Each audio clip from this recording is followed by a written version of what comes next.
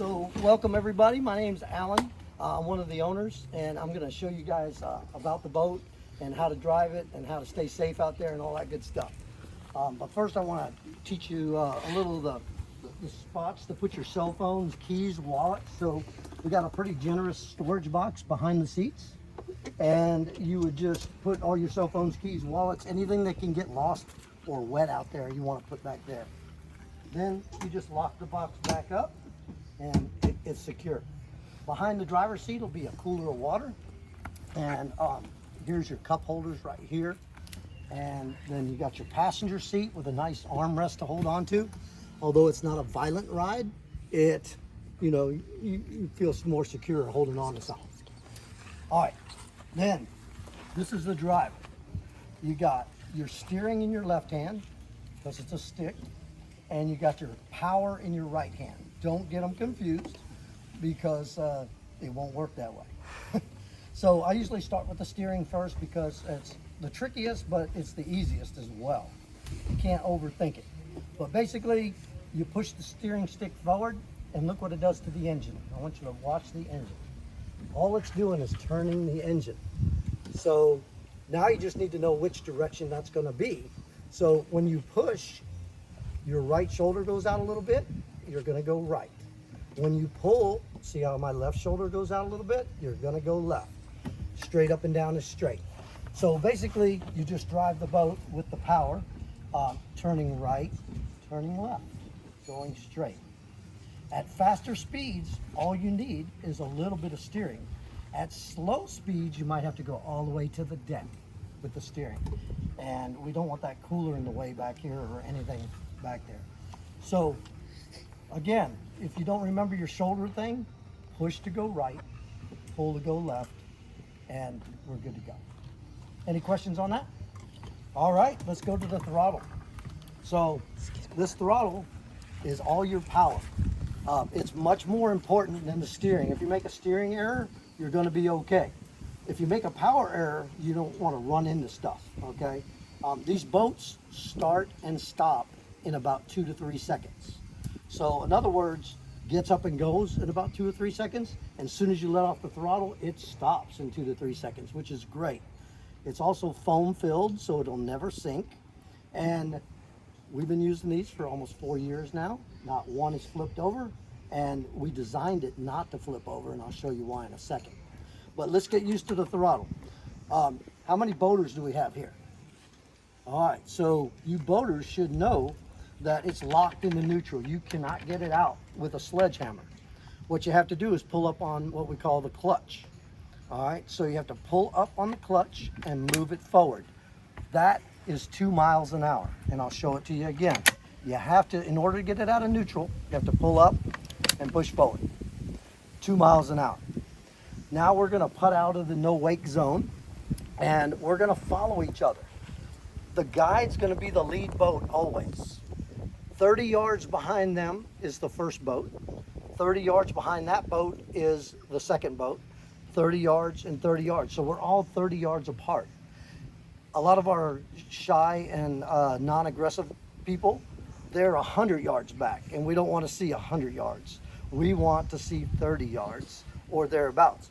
And then my aggressive drivers, you're tailgating. All right, we don't want to see that either. Okay, so no tailgating and no 100 yards back, somewhere in that 30-yard range, which is about 5 boat lengths of these boats. Okay, so that's how we're going to travel. If your guide makes a turn, you're going to take the same water that he did, not shortcutting it, because he's making a turn, a wide turn, for a reason. There might be an oyster bed, a low area, some kind of danger that he's avoiding. You want to go where the boat in front of you goes. All right, so guide, first boat, second boat, third boat. All right, so when we get out of the no wake zone, your guide's going to give you the thumbs up.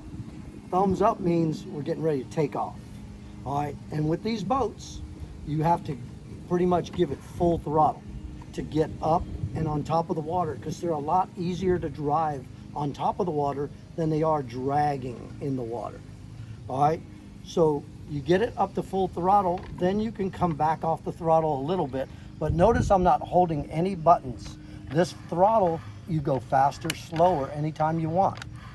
Now, if something happens in front of you, that a boat cuts you off or something where you got to stop quick, I want you to watch this maneuver. I take it without holding any buttons and I rip it back. It automatically stops in neutral. The boat stops in about 2 to 3 seconds. So no reason to hit something, especially when you got 30 yards of leeway. All right. So if you don't remember any of this brief whatsoever, remember to get off the throttle if you get in any type of trouble. Like say you make a bad steering error, you meant to go right and you went left, get off the throttle. Correct yourself, go back to full speed or near full speed because we're going to be traveling at full speed. So there is your no wake 2 miles an hour. There's your takeoff speed, or our traveling speed is right about there. Now I want to show you that speed right there. That speed is a wonderful speed to take waves and wake. It's 3/4 throttle, and what happens is the bow comes way up about 3 to 4 feet. Your boat drags, and now that wave comes and it goes underneath your boat. You bounce a couple of times, and then you keep moving. Everybody understand that? So we got 3 speeds basically: idle speed, wave and wake speed, takeoff speed, or traveling speed. My shy people, they don't like to get there. Okay, they are. Sometimes it takes them. Do you have to go all the way down when you take off? Pretty much. You do. When that you boat. want to go all the way fast and then go slower. No, you want to go. Yeah, you want to go all the way fast. Get your boat up on top of the water. Then you can pull it back a little. But if you pull it back too much, your boat's going to start dragging a little bit. So, like if you pulled it back to 3/4 throttle, you'll be like that. So you want to almost be 80 to 90 to 100%. Now, sometimes at 100%, these boats will beep at you. And what that's telling you is that it's over revving. The engine is only supposed to go about 6,000 RPM. You might be going 6,100 RPM. And you want to back off just 1/8 of an inch or just minute, and it'll stop beeping. But by all means, if it keeps beeping, please go ahead and shut it down because something's wrong. Okay? It will tell you if the engine's struggling. But full speed to get up and going. All right, and what do we do in case of emergency? All the way back. Rip it back, correct? If you're not holding the button, it's going to be fine. If you're holding the button, it's going to go right into reverse. Does anybody think that 30 miles an hour to reverse sounds like a good idea? Not a good idea, right? All right, so we won't do that. If you're not holding the buttons, it won't do that. And if we need reverse today, which is very rare, we'll pull up on the clutch and we'll go backwards 3 inches. It will go 1 mile an hour in reverse. If you do that, it's full speed in reverse. Does that sound like a good idea to anybody? We don't do that in our cars, so we don't want to do it in a boat. It's meant just for emergency purposes only. All right, so reverse again, pull up, 3 inches back, and you're there. Do not go full speed. Back up to neutral.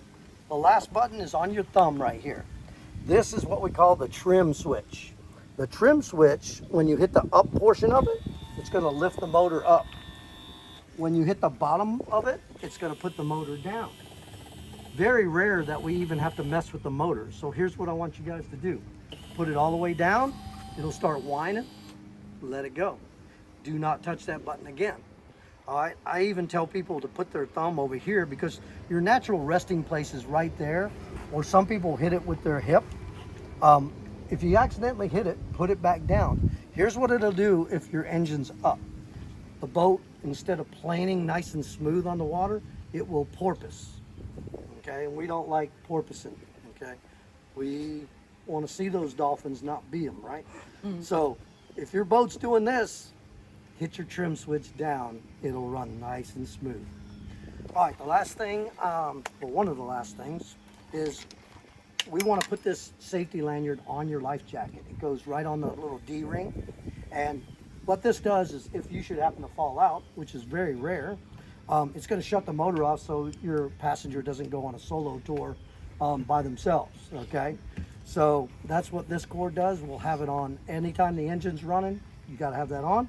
And talk about the engine running, here's your key right above that red lanyard. You just turn it just like a car and starts right up, okay? All right. Now there are two dangers. One is hitting something at 30 miles an hour. Again, the boat, if you pull off the throttle, slows down to 2 miles an hour in 2 seconds. No reason to hit something. The other danger is the boats in front of you put out a wake, okay? And the wake is not your friend. All right, so what happens is these boats were designed not to flip over, so they slide instead of turn sharp. All right, and it's actually quite fun to do some sliding. But what you don't want to do is slide into a wake or a wave, because it'll hit the side of the wake and you might get in the water. So some of our aggressive drivers have done that. Hitting a wake at 30 miles an hour sideways. That's a no-go. So here's the rule. The wake in front of you, you got to stay inside of it. So whatever wake that boat's putting out in front of you, we don't pass, we don't overtake any boats. We stay inside that wake and everything's going to be fine. All right? Cool. So anything else to add? A couple of hand signals that we do. Your guide might do that. It's called a one-arm Pelican Wave. That means we're slowing down. All right? Your guide's usually going to turn around, and everybody wants to gather around the boat, but don't go at anybody's boat. You never want to go at anybody's boat. Always go to the side of the boats. That way you don't panic about hitting each other. And your guide might talk to you about some dolphins, some manatee, whatever historic or thing of interest that they want to talk to you about. And again, when you're in neutral, your propeller is not going around. When you're in idle speed, it is going around slowly. So when you stop, pull it all the way back, your propeller will stop and you'll just be floating. Does it go from idle to faster, or do you have to push and pull up to go to faster from idle? All right, I think I understand your question. Like so you pull it up, you put it in idle, and, Yeah. but then to go faster, do you have to pull up to go faster, or it just No, automatic? it's just automatic. Like after idle. It The goes. only reason you need this clutch at all is to tell the boat that you're ready to go. Because you don't want to accidentally hit it with your elbow, and therefore the boat jumps and lurches and you fall off, and you know, bad things can happen. So they do that on purpose. So you can go right to full speed, but the only time you need that clutch is to get it out of neutral. All right? All right, and then your guide will stand up and give you the good to go sign. Ready? I was just going to add, if your boat stalls out, it only restarts in neutral position. So if it's in gear, it won't start if you turn that key. So just put it back into neutral and turn the key. All right, cool. Any questions? So we're going to be passive aggressive today. We're not going to be like overly on top of each other. You guys are all going in one group. And keep that 30-yard interval.